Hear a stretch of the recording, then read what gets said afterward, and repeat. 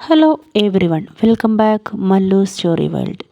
കഥ അനുരാഗം പാർട്ട് 3. അവതരണം ഷെറിൻ നൗഷ. ഓക്കെ റോഷ, ഞാനും ഡാഡിയും പുറത്തെത്തിയിട്ടുണ്ട്. ഒരു 10 മിനിറ്റിനകം ഞങ്ങൾ അകത്തെത്തും. താൻ കാര്യങ്ങളൊക്കെ സ്പീഡാക്കണം. ഓക്കെ ആരതി, ഇതോടെ നിന്റെ വിശാലിനെ മീര എയറിൽ കയറ്റും, ഉറപ്പാണ്. റോഷൻ മീരയെയും കൂട്ടി വിശാലിൻ്റെ റൂമിൻ്റെ അകത്തേക്ക് കയറി ചെന്നു. ഹായ് സാർ, ഞാൻ മീര. ഇവിടെ പാലക്കാട്ടാണ് ഞാൻ താമസിക്കുന്നത്. ഞാൻ ഈ അടുത്താണ് വിശാൽ സാറിൻ്റെ ഒരു ഇൻ്റർവ്യൂ കണ്ടത്. അതിനുശേഷം ഞാൻ ഒരുപാട് നാളായി സാറിനെ കാണാൻ ആഗ്രഹിക്കുന്നു. അവൾ വിശാലിൻ്റെ അരികിലുള്ള കസേരയിൽ കയറിയിരുന്നു കൊണ്ട് ഒരുപാട് കാര്യങ്ങൾ അവനെക്കുറിച്ച് സംസാരിച്ചു കൊണ്ടിരുന്നു. തൻ്റെ ബിസിനസ് രംഗത്തെ പല നേട്ടങ്ങളും വഴിത്തിരിവുകളും താൻ ഇൻ്റർവ്യൂവിൽ പറഞ്ഞ കാര്യങ്ങളെല്ലാം വള്ളിപ്പുള്ളി വിടാതെ പറയുന്ന മീരയെ കണ്ടപ്പോൾ വിശാലിന് വല്ലാത്ത സന്തോഷം തോന്നി. കാഴ്ചയ്ക്ക് തരക്കേടില്ലാത്ത ഒരു പെൺകുട്ടി. അവൾ തൻ്റെ ഫാനാണെന്ന് പറഞ്ഞ് തന്നെ പുകഴ്ത്തി സംസാരിക്കുന്നത് കേട്ടപ്പോൾ വിശാൽ കുറച്ചു സമയം സ്വയം മറന്ന് അവളുടെ വാക്കുകളിൽ ലയിച്ചിരുന്നു പോയി. ഇതേ സമയം ആരതി തമ്പിസാറിൻ്റെ ഒപ്പം വിശാലിൻ്റെ റൂമിലേക്ക് നടന്നടുക്കുകയായിരുന്നു. റൂമിൻ്റെ അടുത്തേക്ക് എത്താനായതും ആരതി മീരയുടെ ഫോണിലേക്ക് ഒരു മെസ്സേജ് അയച്ചു. ആരതി അടുത്തെത്താനായെന്ന കാര്യം മീരയ്ക്ക് മനസ്സിലായി. അവൾ പെട്ടെന്ന് സ്വയം കണ്ണിൽ അമർത്തി പിടിച്ചു. അയ്യോ വിശാൽ സാർ, എൻ്റെ കണ്ണിൽ എന്തോ നീറുന്നല്ലോ. അവൾ കൈകൾ കൊണ്ട് തട്ടിക്കുടയുകയും ചെയ്യാൻ തുടങ്ങി. പെട്ടെന്ന് അവളുടെ കണ്ണിന് എന്ത് സംഭവിച്ചുവെന്ന് വിശാലിന് മനസ്സിലായില്ല. അവൻ എന്ത് ചെയ്യണമെന്നറിയാതെ പരിഭ്രമിച്ചു. എന്തു പറ്റി മീര? താൻ പേടിക്കാതിരിക്കേ, താൻ അടങ്ങിയിരുന്നേ, ഞാനൊന്ന് നോക്കട്ടെ. അവൻ മീരയുടെ കണ്ണ് പതുക്കെ കൈകൾ ചേർത്ത് തുറന്നു നോക്കി. പൊടിയായിട്ടൊന്നും കാണാനില്ല. അവൾ പക്ഷേ വല്ലാതെ വേദന കൊണ്ട് കഷ്ടപ്പെടുന്നുണ്ട്. വിശാൽ പതുക്കെ മീരയുടെ കണ്ണിലേക്ക് ഊതിക്കൊടുത്തു. കൃത്യമായി ആരതിയും തമ്പിയും വിശാലിൻ്റെ മുറിയുടെ പുറത്തെത്തി കഴിഞ്ഞിരുന്നു. മീര പാതി തുറന്ന കൺകോണിലൂടെ അവരെ കണ്ടു. പെട്ടെന്ന് അവൾ വിശാലിൻ്റെ മുഖത്തിനടുത്തേക്ക് അല്പം കൂടി ചാഞ്ഞു കിടന്നു. ആ തിരിച്ചിലിൽ അവൻ്റെ ചുണ്ടുകൾ മീരയുടെ മുഖത്തേക്ക് അമർന്നുപോയി. ഒരു നിമിഷം വിശാൽ അമ്പരന്നുപോയി.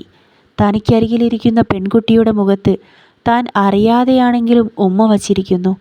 മീരയും ഒന്നും അറിയാത്ത മട്ടിലാണ് അത് സംഭവിച്ചതെന്ന രീതിയിൽ വല്ലാത്ത ആശ്ചര്യത്തോടെ വിശാലിനെ നോക്കി. എന്നാൽ പുറത്ത് തങ്ങളുടെ വാതിലിനു മുൻവശത്തായി ഈ രംഗം കണ്ടുകൊണ്ട് വിശ്വനാഥൻ തമ്പിയും അദ്ദേഹത്തിൻ്റെ മകൾ ആരതിയും നിൽക്കുന്നത് വിശാൽ അറിഞ്ഞിരുന്നില്ല. തൻ്റെ മകൾക്ക് വേണ്ടി താൻ കണ്ടുപിടിച്ച ഭാവി വരൻ്റെ സ്വഭാവം കണ്ടതും തമ്പിയുടെ ശരീരം വിറച്ചു. വിശാൽ, അയാൾ ശബ്ദത്തിൽ വിളിച്ചു. മീരയും വിശാലും ഞെട്ടിത്തരിച്ച് അകന്നു മാറി. ആരതി സങ്കടം ഭാവിച്ചുകൊണ്ട് പുറത്തേക്ക് ഓടിപ്പോയി. തമ്പിയെ തൻ്റെ കൺമുന്നിൽ കണ്ട വിശാൽ പെട്ടെന്ന് വിളറി വിയർത്തുപോയിരുന്നു. ഡാ നാറി, തൻ്റെ സ്വഭാവം ഇതായിരുന്നെന്ന് ഞാൻ അറിഞ്ഞില്ല. ഇത്രയും തരം താണ രീതിയിലാണ് താൻ ജീവിക്കുന്നതെന്ന് ഇപ്പോഴെങ്കിലും ഞാൻ അറിഞ്ഞത് നന്നായി. തമ്പി വിശാലിന് നേരെ കൈകൾ ഉയർത്തി. പിന്നീട് എന്തോ ഓർത്തുകൊണ്ട് അവൻ്റെ നേരെ ഓങ്ങിയ കൈ അയാൾ പിൻവലിച്ചു. വിശാൽ, താൻ ചെയ്തത് എത്ര വലിയ തെറ്റാണെന്ന് നീ മനസ്സിലാക്കുന്നുണ്ടോ? എൻ്റെ മോളുടെ മനസ്സ് നീ എത്രത്തോളം വേദനിപ്പിച്ചു? ഇതിന് നീ കണക്ക് പറയേണ്ടി വരും. വിശാലിന് നേരെ തമ്പി താക്കീതയോടെ വിരൽ ചൂണ്ടി. പെട്ടെന്ന് മീര തമ്പിക്ക് മുൻപിലേക്ക് കയറി വന്നു. സാർ തെറ്റിദ്ധരിക്കരുത്. സാർ, ഞാൻ വിശാൽ സാറിനെ ആദ്യമായിട്ടാണ് ഇപ്പോൾ കാണുന്നത്. ഞങ്ങൾ തമ്മിൽ അരുതാത്ത ബന്ധങ്ങളൊന്നുമില്ല. അവൾ ഒരു നിരപരാധിയെപ്പോലെ അഭിനയിക്കാൻ തുടങ്ങി. തമ്പി അവൾക്ക് നേരെ തിരിഞ്ഞു. നീ നിർത്തടി. നീ ഇവനെ ആദ്യമായിട്ട് കാണുമ്പോൾ തന്നെ ഇങ്ങനാണെങ്കിൽ 4 പ്രാവശ്യം കണ്ടാലുള്ള സ്ഥിതി എന്തായിരിക്കും? കോപത്തോടെ വിശ്വനാഥൻ തമ്പി അവിടം വിട്ട് ഇറങ്ങിപ്പോയി. കാര്യങ്ങൾ കണ്ടുകൊണ്ടു നിന്ന ഗൗരിദാസിന് വിശാലിനെ 2 പൊട്ടിക്കാനുള്ള ആഗ്രഹമുണ്ടായിരുന്നു.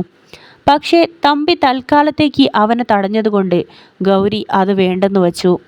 അവർ മൂവരും തിരികെ വീട്ടിലേക്ക് പുറപ്പെട്ടു. വീട്ടിലേക്ക് തിരികെയുള്ള യാത്രയിൽ തമ്പി ആരതിയെ തന്നെ ശ്രദ്ധിക്കുകയായിരുന്നു. പാവം തൻ്റെ പൊന്നുമോൾ. ഒരുപാട് പ്രതീക്ഷയോടെയാണ് വിശാലിനെ കാണുവാൻ വേണ്ടി പുറപ്പെട്ടത്. എന്നാൽ അതിങ്ങനെയൊരു സങ്കടത്തിൽ അവസാനിക്കുമെന്ന് കരുതിയതല്ല. തമ്പിയുടെ മനസ്സ് നീറിപ്പുകഞ്ഞു. അയാൾ DGP ഭരതിനെ വിളിച്ച് മകൻ്റെ കൊള്ളരുതായ്മയും സ്വഭാവവും പറഞ്ഞ് ഏറെ ദേഷ്യപ്പെട്ടു. ഭരതാകെ അമ്പരന്ന് പോയി. പെട്ടെന്ന് എന്തൊക്കെയാണിപ്പോൾ സംഭവിച്ചത്? ആരതി ടെൻഷനോടെ ഡാഡിയുടെ മുഖത്തേക്ക് നോക്കിയിരുന്നു. മീര കറക്റ്റ് സമയത്ത് എല്ലാം പറഞ്ഞതുപോലെ തന്നെ ചെയ്തു. ഇനിയിപ്പോൾ ഡാഡിയും ഭരത് സാറും തമ്മിലുള്ള നല്ല സൗഹൃദം ഇതോടെ അവസാനിക്കും. അതോർത്തപ്പോൾ അവൾക്ക് ടെൻഷൻ തോന്നി. സാരമില്ല, ഈ വിവാഹം മുടക്കാൻ തൻ്റെയും റോഷൻ്റെയും മുൻപിൽ മറ്റു മാർഗങ്ങളൊന്നും ഉണ്ടായിരുന്നില്ല. തൽക്കാലം താനും റോഷനും സേഫായല്ലോ. അവൾ ആശ്വാസത്തോടെ കാറിൻ്റെ സീറ്റിലേക്ക് ചാരിക്കിടന്നു. അടുത്ത ദിവസം റോഷനും മീരയും കൂടി ആരതിയെ കാണാൻ വേണ്ടി ടൗണിലേക്ക് വന്നു. എൻ്റെ റോഷ, സംഭവം ഞാനാകെ ടെൻഷനിലായിരുന്നു. ഒരബദ്ധം പറ്റിയതാണെന്ന രീതിയിലാണ് ഞാൻ വിശാലിൻ്റെ അടുത്ത് അങ്ങനെ പെരുമാറിയത്. മനഃപൂർവ്വം ഞാൻ അവനെ കെണിയിലാക്കിയതാണെന്നെങ്ങാനും അവൻ അറിഞ്ഞാൽ പിന്നെ ഞാൻ തീർന്നടാ. നീ നിർബന്ധിച്ചതുകൊണ്ടാ ഞാൻ ഈ റിസ്ക് ഏറ്റെടുത്തത്. മീര ടെൻഷനോടെ റോഷനെ നോക്കി. ഏതായാലും പ്ലാൻ ഇത്രയും സക്സസ് ആയ സ്ഥിതിക്ക് എത്രയും പെട്ടെന്ന് നീ ആരതിയെ പോയി വിവാഹം ആലോചിക്ക്. തമ്പി സാറ് വിവാഹം മുടങ്ങിയതുകൊണ്ട് വലിയ ടെൻഷനിലാണെന്നല്ലേ പറഞ്ഞത്? ഇപ്പോൾ അയാൾ ആരതിയെ സമാധാനിപ്പിക്കാനെങ്കിലും പെട്ടെന്ന് മറ്റൊരു വിവാഹത്തിന് സമ്മതം മൂളും. മീര റോഷൻ്റെ മുഖത്തേക്ക് സൂക്ഷിച്ചു നോക്കിക്കൊണ്ട് പറഞ്ഞു. താൻ ഇത്രയൊക്കെ സംസാരിച്ചിട്ടും ഇവൻ ഇത്ര കാര്യമായെന്താണ് ചിന്തിക്കുന്നതെന്ന് അവൾക്ക് മനസ്സിലായില്ല. റോഷ, താനെന്താ ഇത്ര കാര്യമായിട്ട് ആലോചിക്കണത്? എല്ലാം ഓക്കെ അല്ലേ? എന്തെങ്കിലും പ്രശ്നമുണ്ടോ? മീരയ്ക്ക് റോഷൻ്റെ ഉത്സാഹമില്ലായ്മയും നിൽപ്പും കണ്ടപ്പോൾ എന്തോ സംശയം തോന്നി.